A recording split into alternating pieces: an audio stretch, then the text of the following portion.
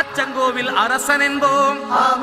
ஆரியங்காவு ஐயன் என்போம், குலத்து புலை பாலன் என்போம், எரிமேலி ஸ்ரீதர்ம சாஸ்தாவென்போம்,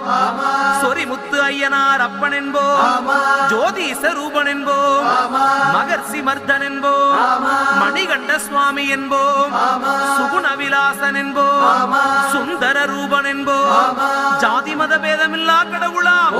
சத்திய வடிவான தெய்வமாம், ஆபத்தில் காப்பவனாம், அன்னதான பிரபுவாம்,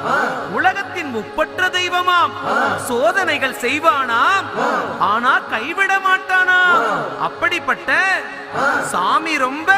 சிறுசையா, ஆனா சக்தி ரொம்ப